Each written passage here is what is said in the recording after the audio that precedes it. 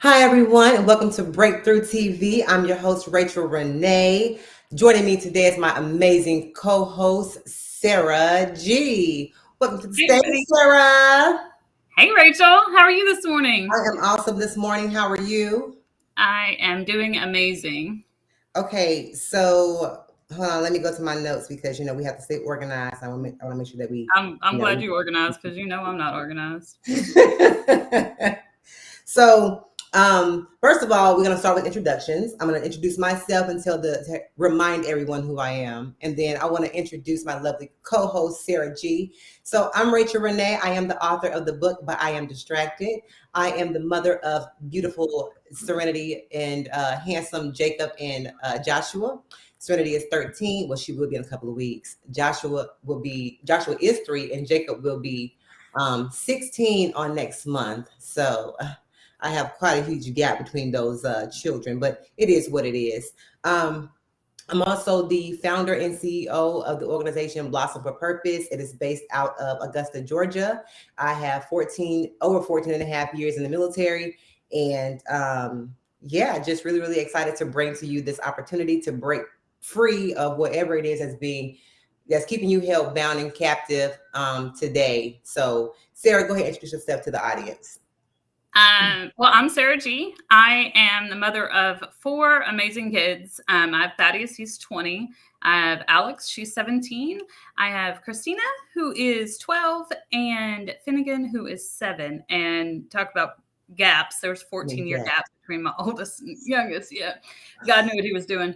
Um, for real.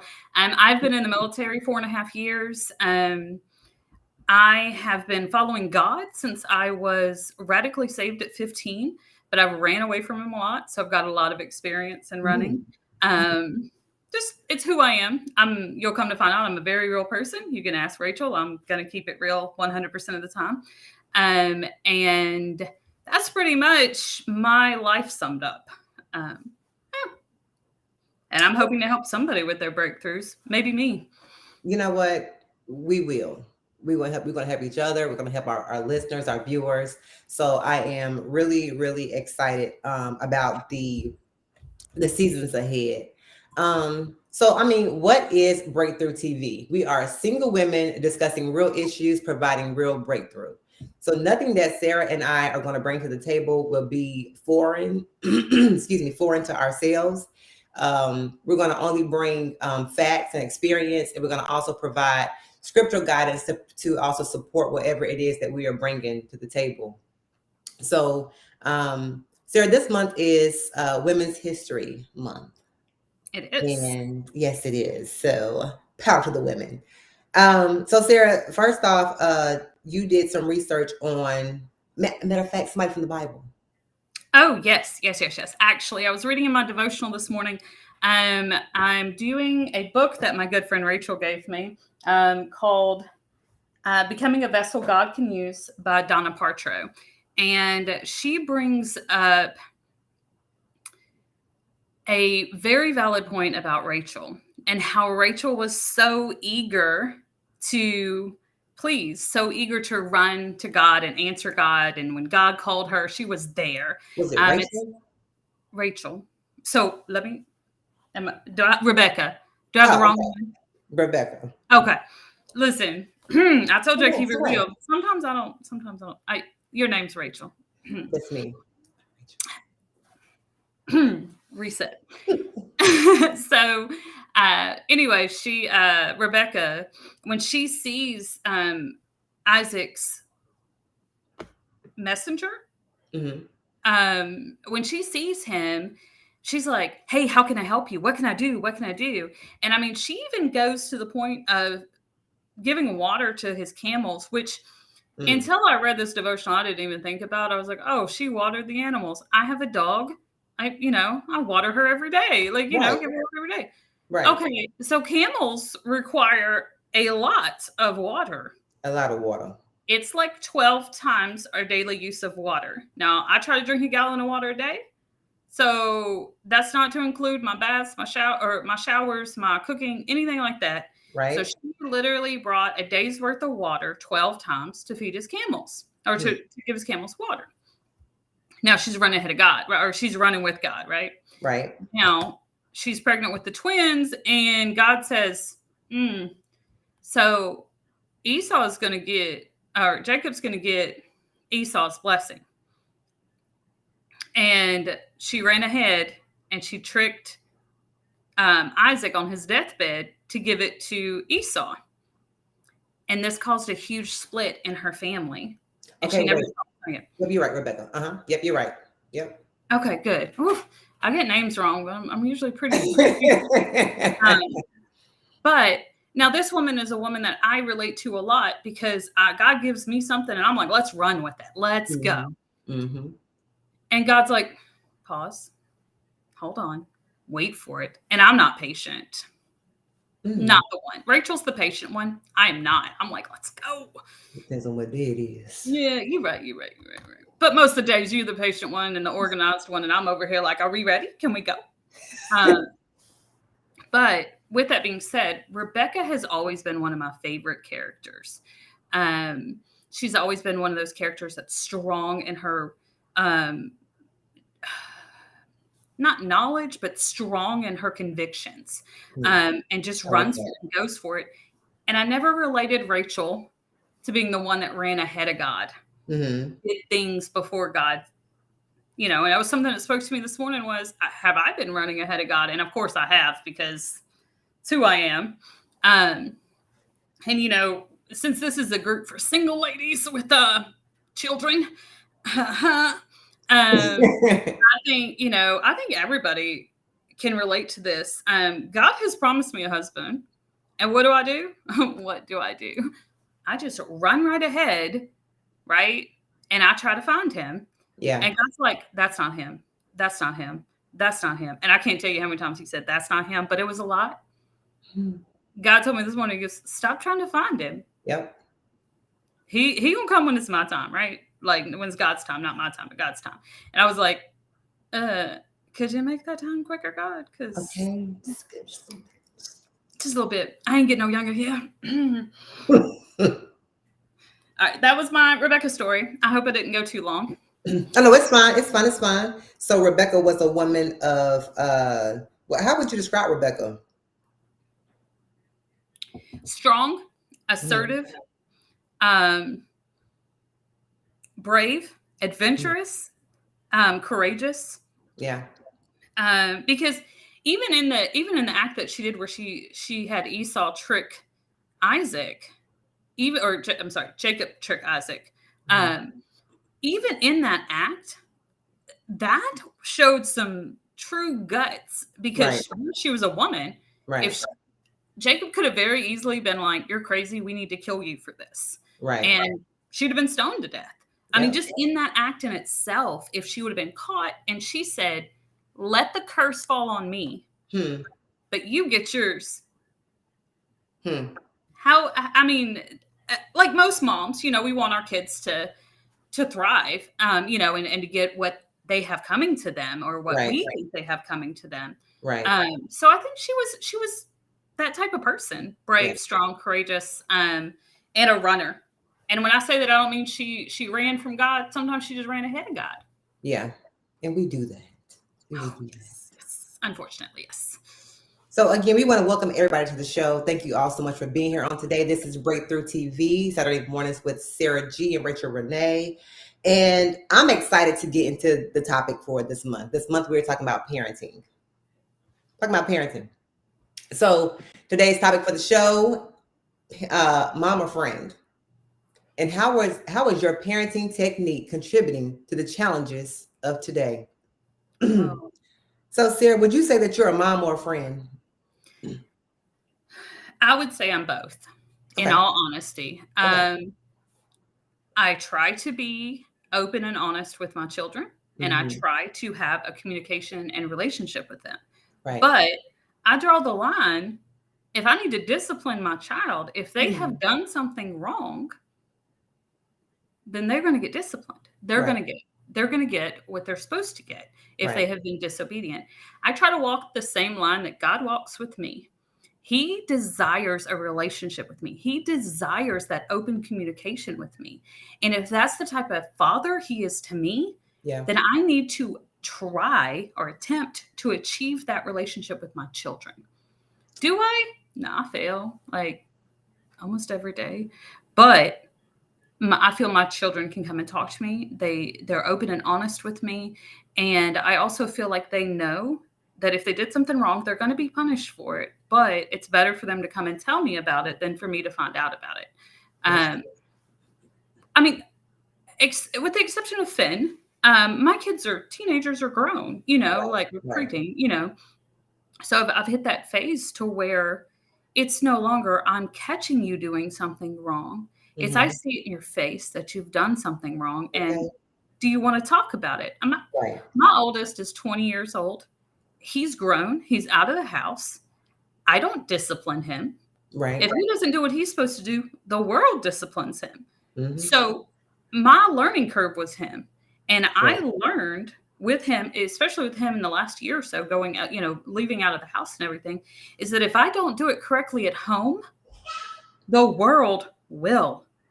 The Yeah. world will knock our children down to their knees because they weren't disciplined by us, Yeah. because they weren't taught corrections. Right. And it's crazy to think that these kids are out there my son's age Right. that never had discipline. And we see it. I know you have to see it. I Mm-hmm. see it as a NCO in the Army.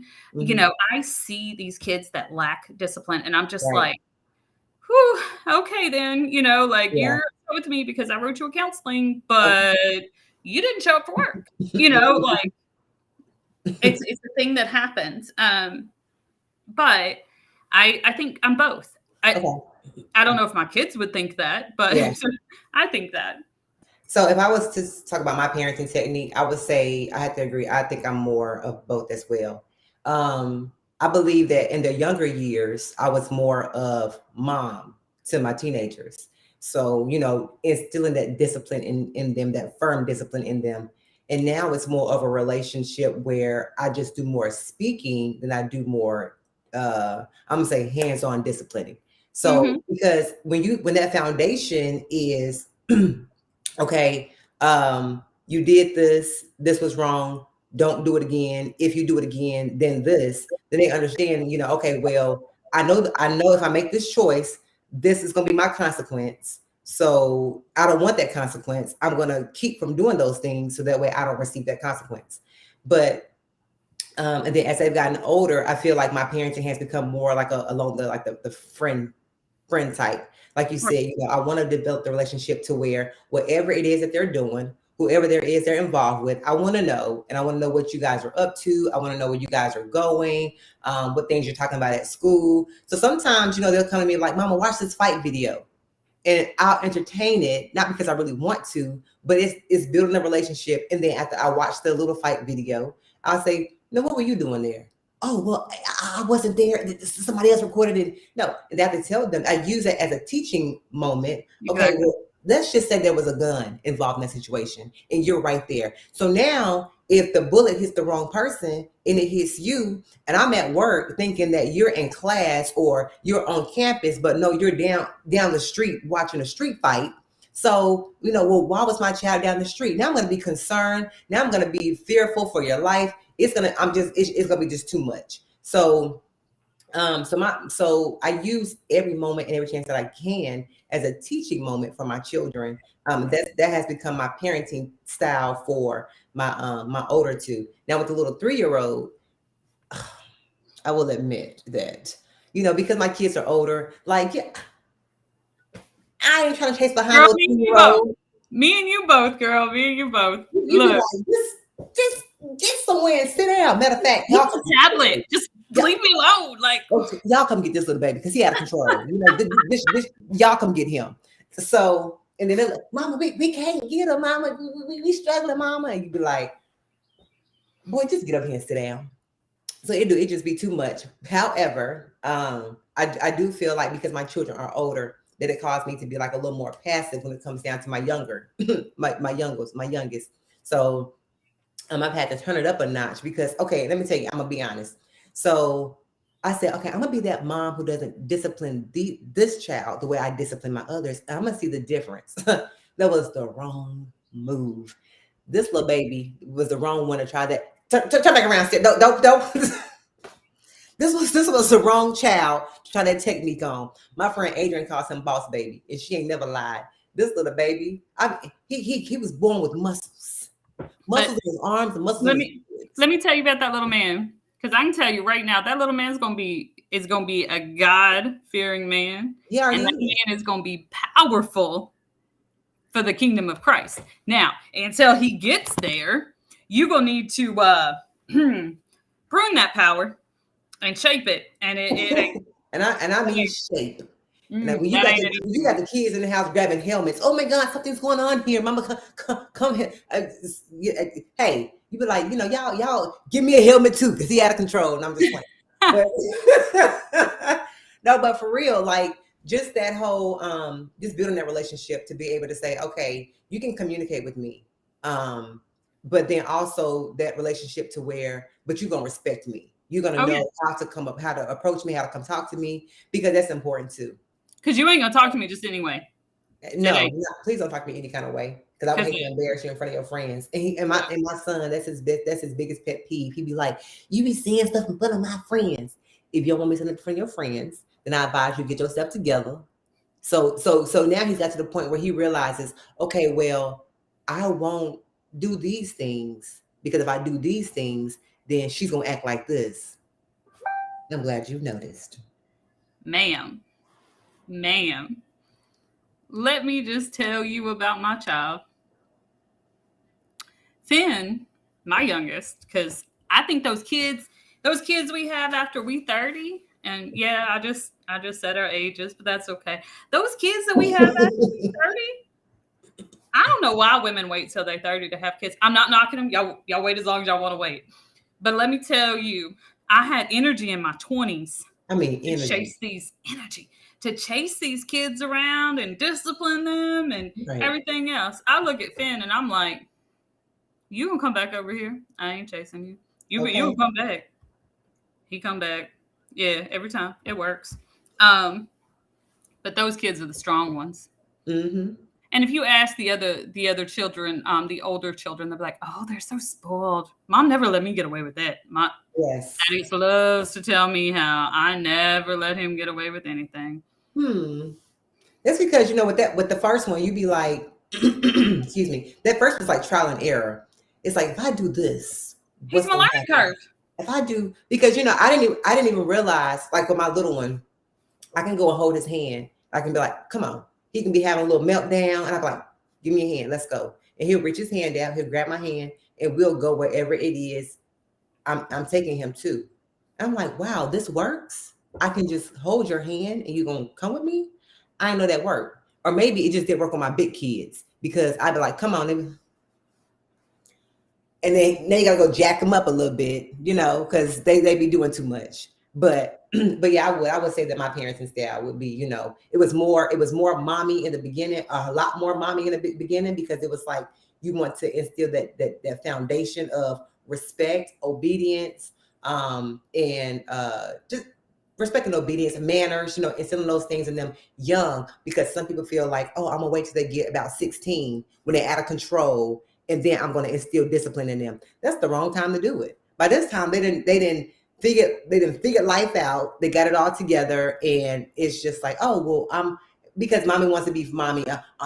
I'm your friend. As a matter of fact, I didn't like getting whoopings when I was younger, so I'm not gonna whoop you. I'm gonna just be your friend. We're gonna dress like twins. We're gonna have on the same kind of clothes and the same kind of shoes, and I'm gonna expect you to respect me. Yeah, that's allergy season. Expect you to respect me as you get older. That's not reality. That's not reality. I'm sorry. I made a joke while you were talking. I apologize. What you say? I say you got that 8-year bronchitis. Okay, just stop. Yeah, I think that's what it is. I'm sorry, but that's an inside joke. Military doctors at its finest. So I would 100% agree with you. And I've seen it, right? I've seen kids go down a very dark path because they don't have discipline in their lives. Mm-hmm. Discipline's important. Now, I will say every child is different. every child responds different to different disciplines. So what I have learned is that each one of my children, one of them, well, he needed spankings. One of them, I just needed to talk to her. Actually, both my girls, I can sit them down and talk to them and explain stuff to them, and I don't have to ever lay a hand on them. Now, they get discipline, they get, whatever taken away, but I don't ever have to lay a hand on them because they have their language is just me sitting them down and telling them what happened. After we calm down, we have a conversation. But I'm sorry, I think Rachel went away. I don't know where Rachel went. Oh, there you are. Girl, don't scare me like that. Don't leave me alone. I can't do it. Can't do it. But anyway, we have a conversation. Finn, I could spank him all day long. It ain't changing him. It is not affecting him. But I can tell him, hey, you don't go to your friend's house today because you acted up. And that kills him. That would be like if I beat him with a whip, just taking that option away, or taking an option that he's looking forward to. I'm like, no, you don't get to do that because your behavior dictated that you didn't do that. But like I said, each one of my children are different. And now everybody has their own parenting style, and I'm not knocking any specific parenting style. I read the 5 love languages for kids. Mm-hmm. And I learned each one of my kids have a different language. Even if they were 3 years apart, my older 2 are 3 years apart, my younger 2 are 5 years apart. They both have a totally different love language than the older 2, or, all 4 of them have different love languages, and they rack and stack differently. And I have to adjust to that because I can tell you, if I so much as raise my voice at Christina in front of other people, Christina shuts down. Yeah, my daughter does too. She does not say anything. She shuts down when she gets emotional. And I don't want to encourage her to shut down. I want her to be able, unlike me, who it took 35 years to be able to speak about my emotions and still struggling to, when in the moment, to explain my emotions in a rational way. Yeah. I want my child to be able to say, hey, give me a minute. Let me breathe. And then we can discuss this. Right. So, learning that about her, because that's the most frustrating thing. When you were looking at my child and you were saying, hey, do you hear me?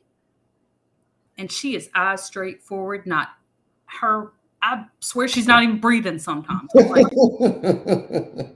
And this could go on for an extremely long time. She just completely shuts down. So I've learned with her, okay, you're upset right now. We're going to sit here. I'm going to hug you, cuddle with you, or leave you alone.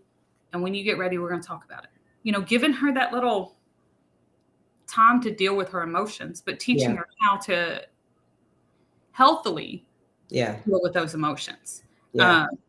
And not, repress them, or, let's not show them, let's put a mask on our face and, smile and we're okay. And I think that's how we learned. Yeah. It was fix your face. Yeah. Like, okay, well, I'm not upset. Yeah. I'm good. Yeah. That's not. That's not reality. Yeah. So my question, what should we be teaching our children? As parents, what should we be teaching our children? Because let's be honest.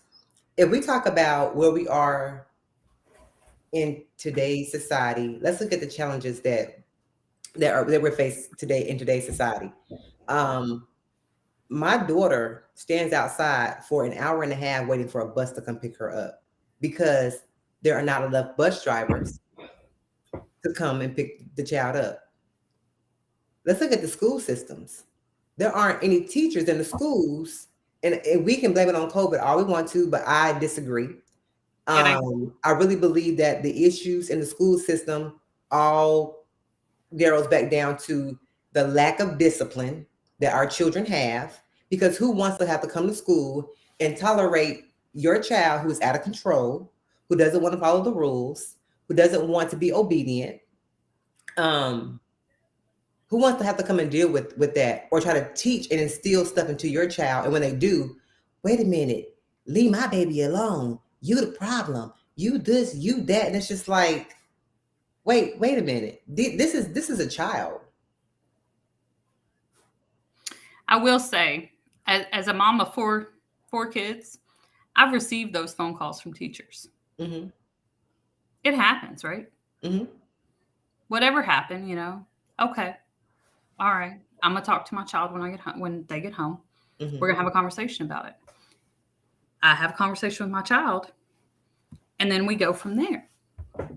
Now, the problem is here lately, I've noticed if one of the teachers call me, they're extremely, you can hear it in their voice that they have extreme anxiety. Now, keep in mind, I have had a child in school for 15 plus years, Mm-hmm. and this is the first time I have noticed the anxiety in teachers' voices. And Yeah. this isn't just here where we're at. This isn't local, because Yeah. when I was in Maryland, it was that way too, right? Mm-hmm. Like you could hear when they call a parent, they're like, "Hi, ma'am. So I'm calling about Finn. And it's not confident. It's not. Yeah. And as parents, these people have our children more than we do, Okay. more than we do, and I can't. I'm not going to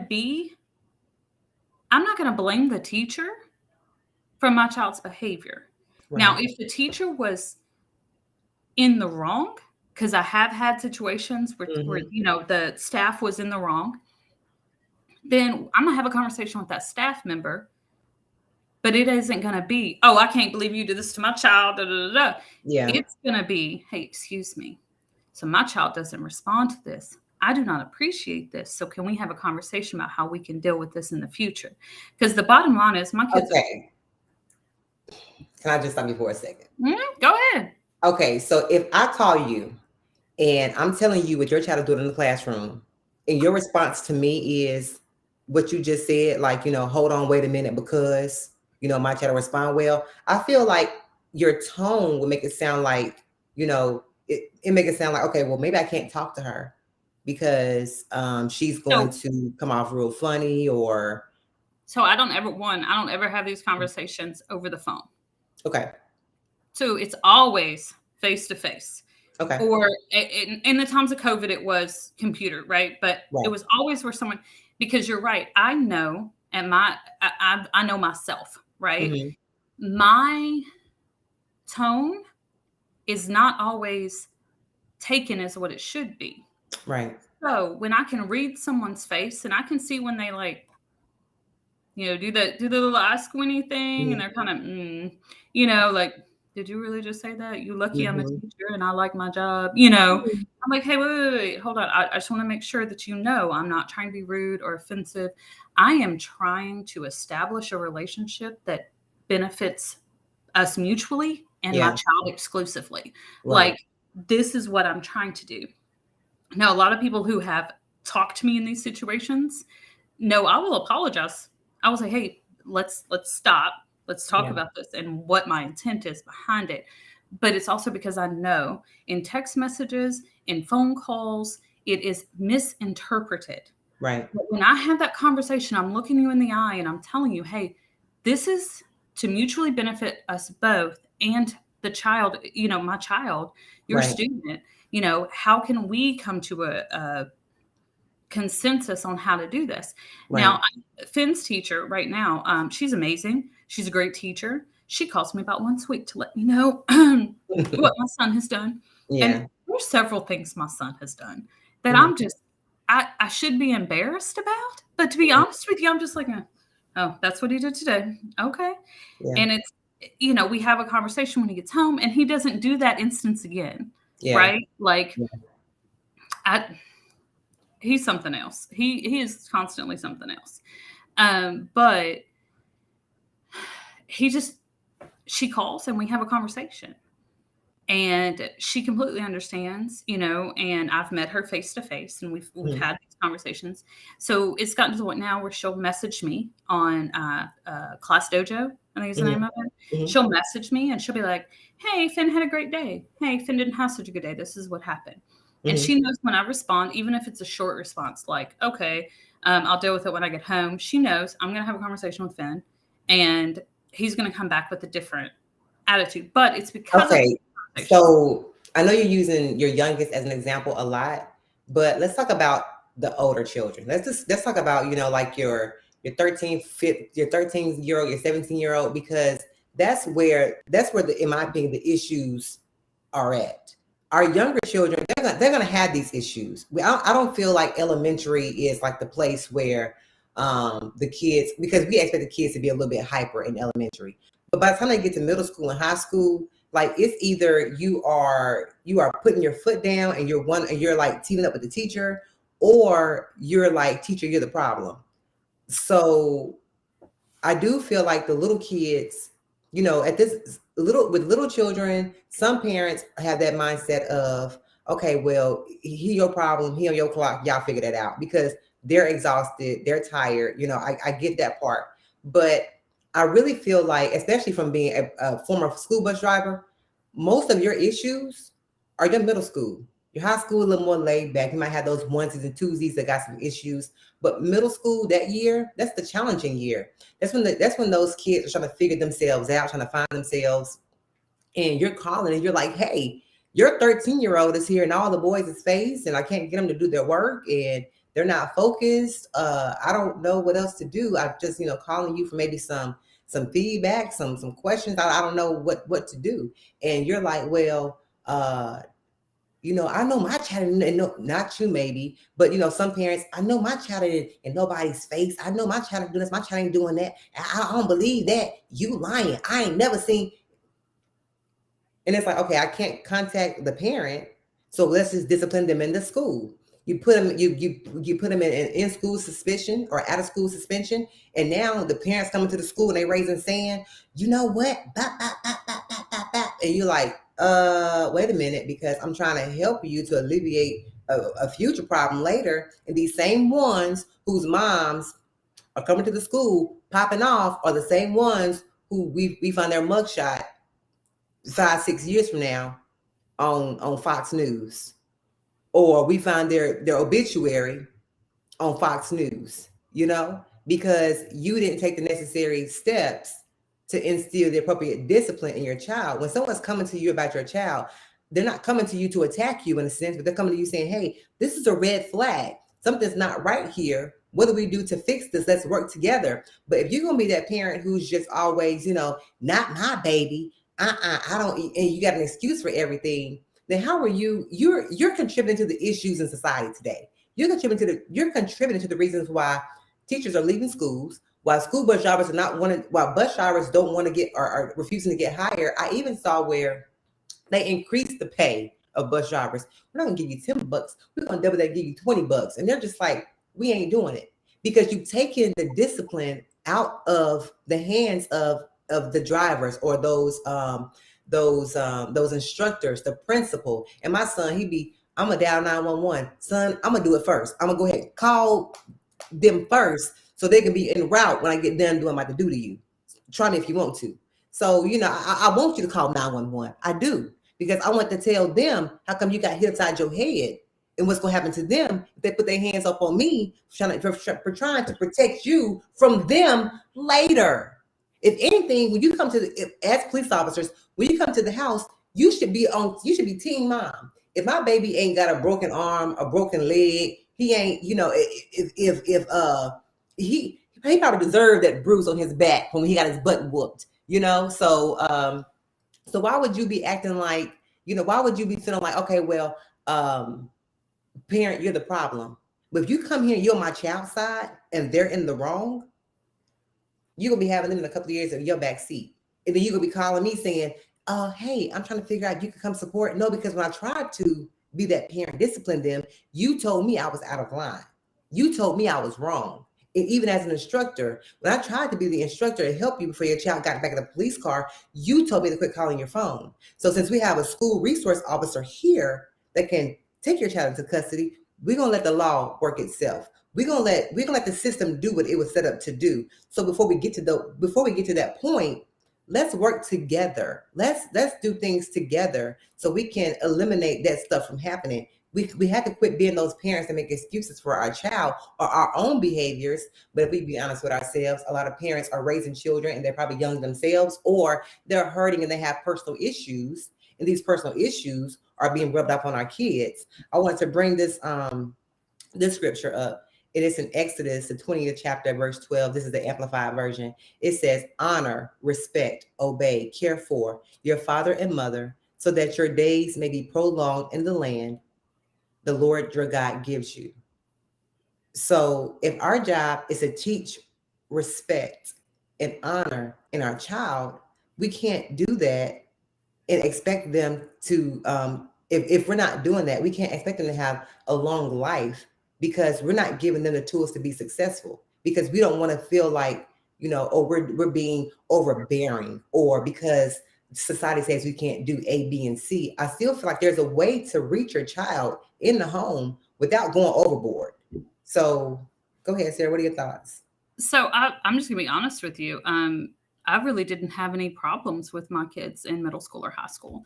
The worst problem I had was them not doing their homework. I mean, that's usually the worst problem I have. And the reason I was bringing Finn up so much is because that's your base.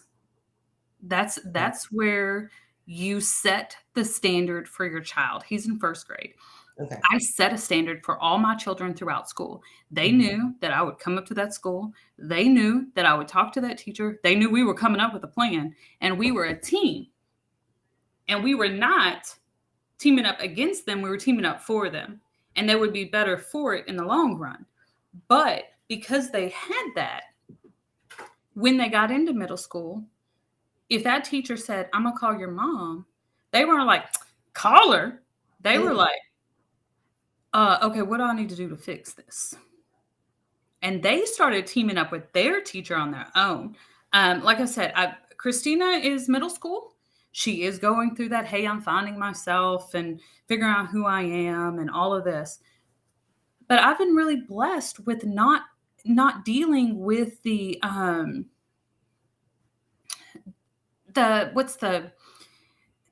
negative side effects of not working with the teachers. Because I'll be honest, this is 100% me. I never dealt with it. I literally started that base because let me tell you, when I tell you my two boys, they tried my last nerves kindergarten through 5th grade. I mean, I had an older one, and this is one of my favorite stories about Thaddeus. This is how stubborn this kid is. So, or defiant, I should say. So this kid, and it's a gross story, so I apologize now.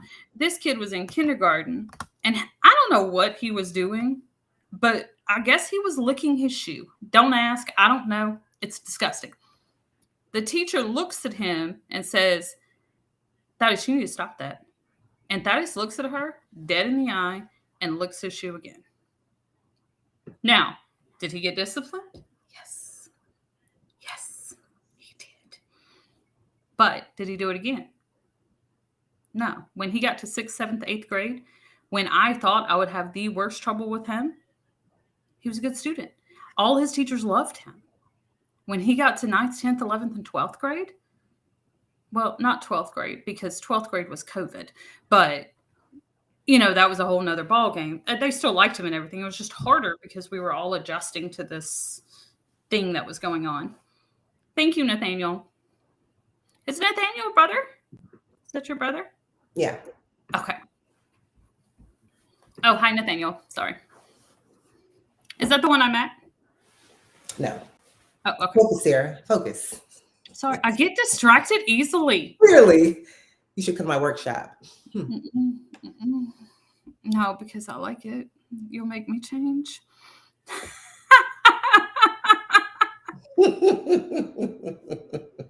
You're so funny. Anyway, now that I'm done with my squirrel moment, yeah, I would say I started the base, but honestly, I would also say that there was a lot of prayer and a lot of scriptures and a lot of nights where I thought that I was completely failing my kids and completely the most horrible parent I could ever think of.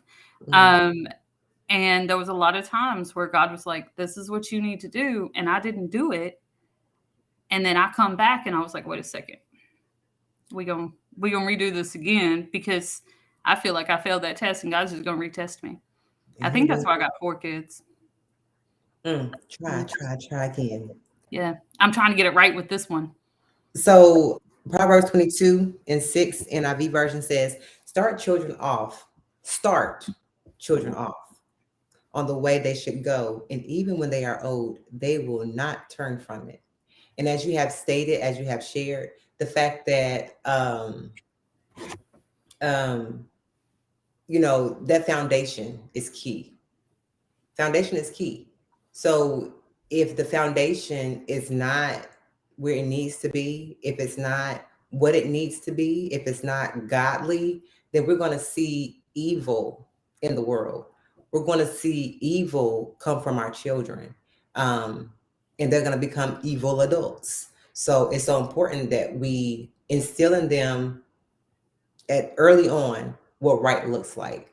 It's so important. We have to be the parent. You can't start off as friend. That's not, you just can't do it because the struggle is going to get real as that child continues to age. Um, and so some parents are only repeating what they learned and what they were raised to do.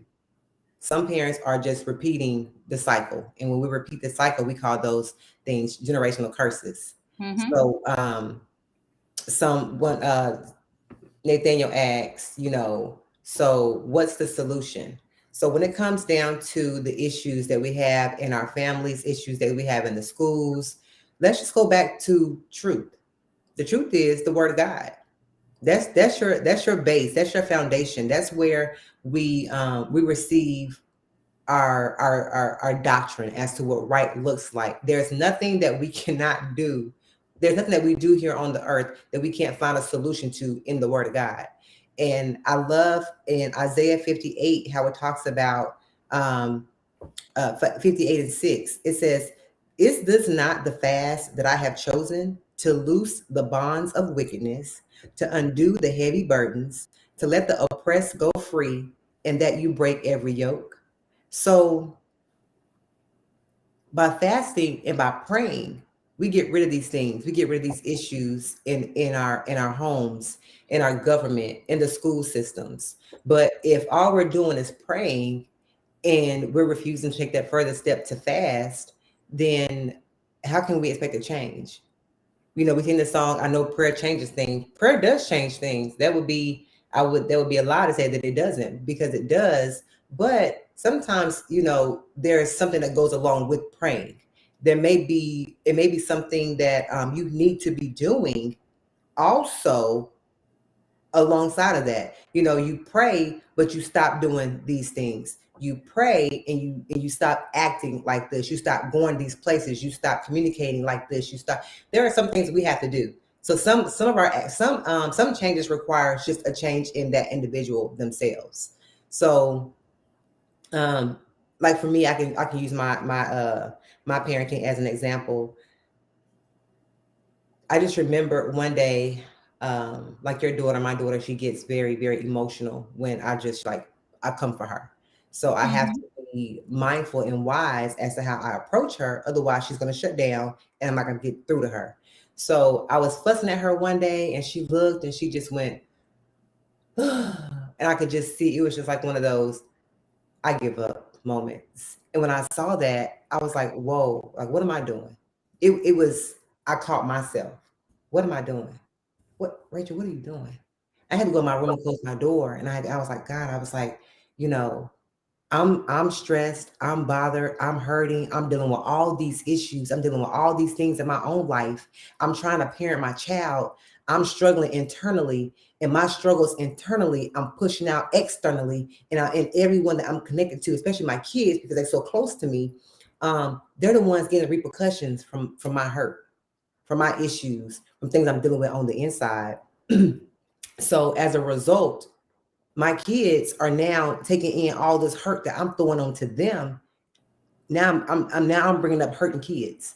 So I had to stop and I was like, Lord, I said, I don't want to go on like this. I cannot go on like this. This is not okay. Something has got to change. And he was just like, um, he, Um, so You read my message? Did I distract you? I'm sorry. yeah. So so whenever something whenever like girl, I forgot where I was going. But the fact is that I realized that, I was hurting and I'm raising hurt children. And it Right. wasn't fair. It wasn't fair that I was raising hurt children. I needed to get healing for myself. I needed to find out what it was that was going on with me to get to the root cause of me. And then when I realized why I was hurting, I was like, Lord, please help me. Please heal me from the inside out. And Mhm. as I grew and I developed, I told my children, I said, okay, come here because I've been parenting like this. I've been acting like this, but I'm wrong. I was wrong for doing those things. And since I was wrong, we're going to work together and we're going to grow together. So as I'm learning, I'm going to teach you what right looks like. And we're going to learn these things together. We're going to hold each other accountable. So that way we're not growing up doing this again. So as I went through the healing process, and once I got to a safe place, a good place, I said, okay, Lord, now let me pray for my kids. Let me pray for their healing. Let me pray because something is really, really, I don't want them to grow up feeling like, I don't want them to grow up doing their children the way that I did mine. I don't want that. So Lord, please heal them. And that's my prayer. And then I fast on that. And then I pay my tithes on that. I put an offering on that. Lord, I just pray that, that you just really break any kind of chain or any kind of yoke of bondage that I put my children under because of my lack of understanding, because of my foolishness, because that's not fair to them. I do not want them hurting. I do not want them going through that stuff. Lord, please heal my babies. And, I would go in my closet, even to this day, and I cry out on their behalf. Lord, break them, set them free. And even we've had those hard conversations where they've sat down with me, especially my daughter. Mama, you said this. Mama, you did this. Mama, and I have to humble myself. I got to eat them words. I got to eat it. And it is so uncomfortable, but I'll be like, I was wrong. I own it. I was wrong. But do you know what you are teaching your children? I I get frustrated with people who do not know what vulnerability is, who do not know what open grace is. It is so hard for the world to understand. I've had friends tell me that I post too much on Facebook, or, I'm too open about my life and everybody knows my business. And I'm like, I don't care if they know my business. That's not my thing. My thing is I'm showing them, and I do it with my kids too. My kids don't ever tell me that. But I'm showing them what God is doing through me. That's right. Like, you can be upset that I'm too open with my life, but the thing about it is it's reaching somebody. That's It's right. touching somebody. And if I'm open and vulnerable and say, hey, this is where I struggle, Mm-hmm. this is where I need my sisters to come around me and pray for me, Mm-hmm. then then God can come in and say, hey, you see Sarah over there? You see Rachel over there? You Mm-hmm. see they struggle too. They're not Mm-hmm. perfect. I That's don't sit right. on Facebook and say, oh my God, my life is so perfect. Da, da, da, da. I Cheese, we're don't. going to praying every weekend. You No. know, right. No, I am open and real and honest. And some people do not like that.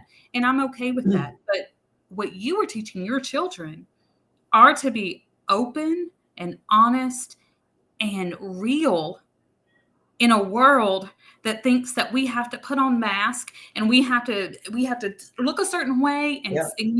and be a certain way.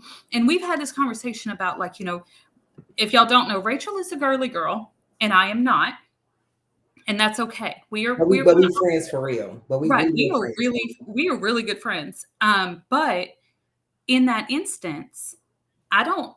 Rachel doesn't tell me, "Oh, you need to put on a whole bunch of makeup," and I don't tell Rachel she needs to take off a whole bunch of makeup.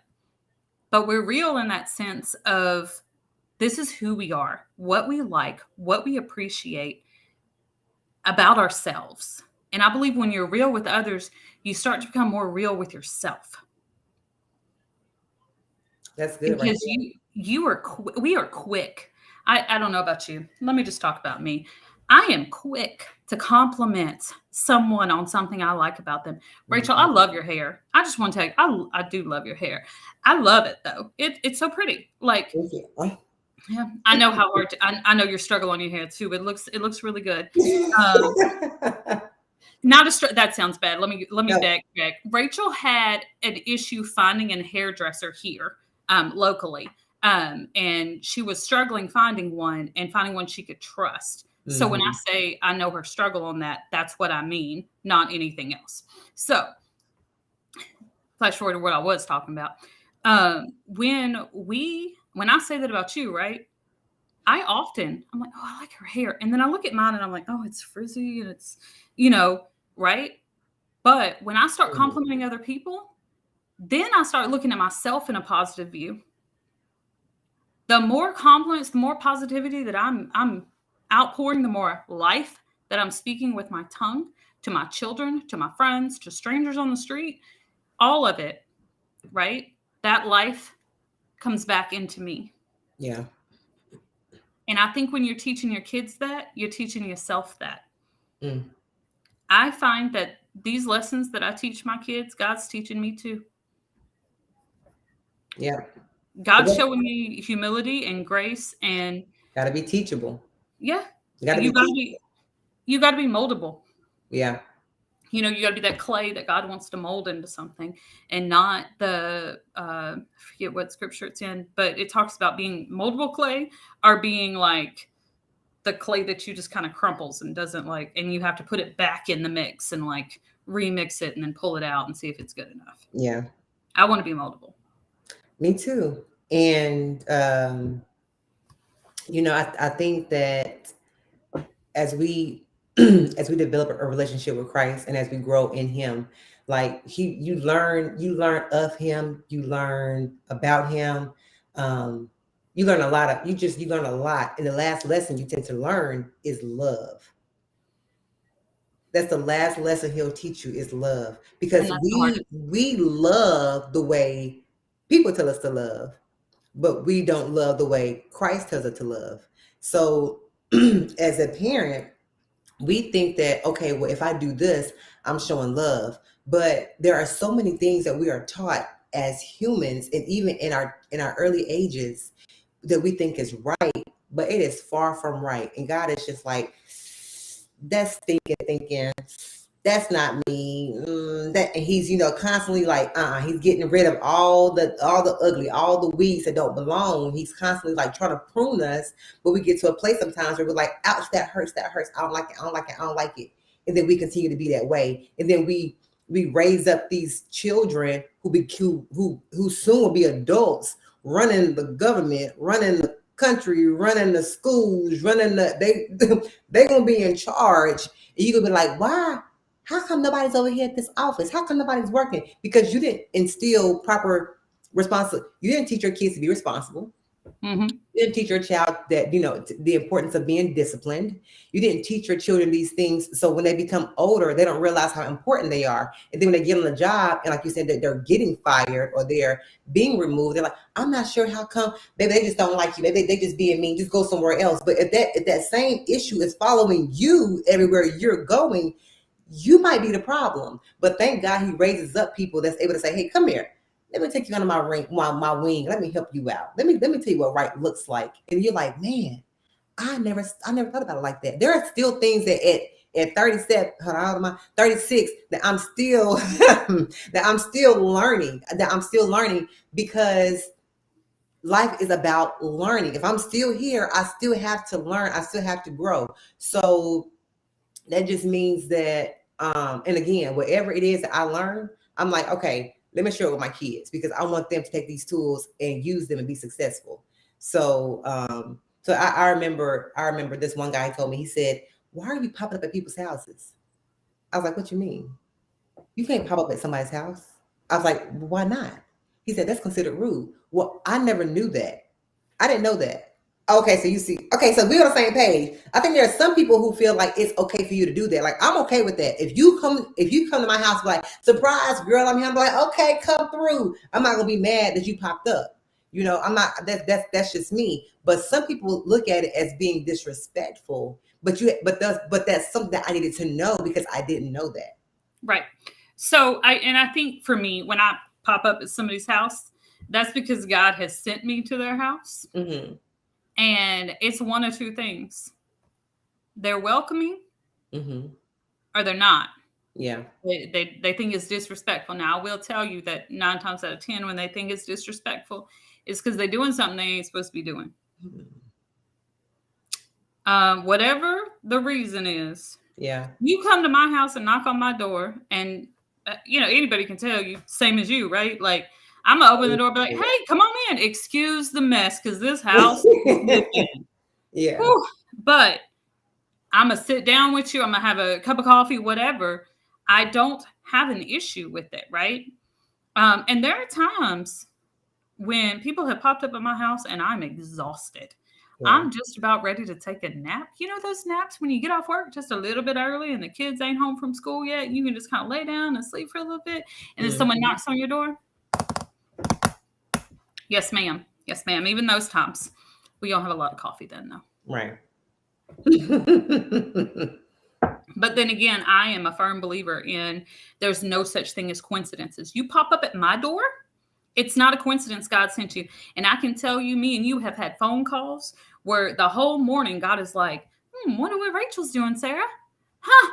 Maybe you should call Rachel, Sarah. Huh? Mm-hmm. What's going on with Rachel? And I'm like, okay, I'll call her in a minute. And I get distracted. Yeah. And I'm dealing with the kids and getting them ready for school and taking them to school and all this other stuff. And then as soon as I drop my son off, I don't know how you know this. It's just like perfect timing. It's probably God timing. I get a phone call from Rachel. And I'm like, oh, yeah, I knew you were going to call. I knew it. Mm-hmm. I knew it. That sort of coincidence is okay. Right. Now, if you have nefarious reasons, I don't think you do. I'm saying this in general. If there's nefarious reasons for popping up at someone's house, that's different. Right. But if God told you pop up at someone's house, pop up at their house. Come through. They may be in there gasping for air. Look, you don't ever know. I mean, I've had friends that tell me stories like that. God just told them, hey, you need to go over this person's house, and they come in, the doors open, and they're knocking, and that person's down. Like for whatever reason, and they need medical attention or something like that. You never know why God's calling you to do something. That's true. I walked into a friend's house. This was years and years ago.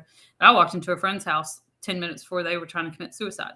They had planned out, and I walked in, not even thinking about it. I was just going over there to, hang out with them because I was in the area. It happens, right? Like God will call you. And we talked about God's calling on our lives. I know we're going to wrap up here in a minute. We talked about God's callings on our life. And the main thing is that when God calls you to say something to somebody, you don't know why. You just do it. Yep. There's times where I've walked up to random strangers and been like, I don't know why I'm telling you this, but I'm just going to tell you and walk away. Right. Mm-hmm. And I've said something like, and I'm using an example that didn't happen, but I've said something like, silly clown, don't you know that God still loves you? I have never spoken like that before in my life, but that's what God told me to tell this person. Yeah. And they burst into tears, and they knew that God was speaking to them. Yeah. And we've all had those moments where, we're sitting in the church listening to God. We hear the preacher, but God's speaking. Sorry, I got off track. We'll wrap it. Nope. So yeah, I just wanted to make sure there were a few other topics I wanted to talk about. But we won't have time to get to them today, and that's okay. But I do want to say that this was definitely great conversation, great information, great discussions. I want to quickly invite the viewers to sign up for my Eliminating Distractions 8-week workshop. Yes. You can visit my website at www.rachelrenee.co. That's www.rachelrenea.co, not com. No, it's not com. It's .co. And you can sign up there for my 8-week workshop on eliminating distractions. So the first workshop is scheduled to start April the 12th. It is a free workshop, and it is for anyone who feels like, you know what, I am really struggling, and I really want to focus and get through the season of my life. I don't know how to get through it, but I just need a little bit and need some extra help, need some extra guidance, some one-on-one encouragement. Definitely join the workshop because it is for you. We will help to identify those distractions, build a strong relationship with Christ, and just really, really push through this season in your life. Do you have any closing remarks, Sarah? The other thing, I'm a plug Rachel here for a second. She's got an amazing book, Eliminating Distractions, too, that is awesome. You should definitely check it out.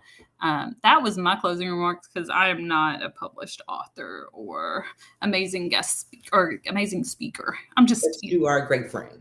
I am. Yes. So I want to thank you all for joining us today. For next week's episode, what we're talking about next week. Next Saturday, we are going to talk about, hold on, y'all. We're talking about effective discipline. Effective discipline. That's next Saturday at 8 o'clock in the morning on March 12th. We're going to continue our topic series on parenting. We're going to discuss effective discipline. We're going to bring you some truth. And we are looking forward to seeing you all on the next show. Yes. All right, Sarah. All right. I'll see you Saturday. All right. Thank you all for joining.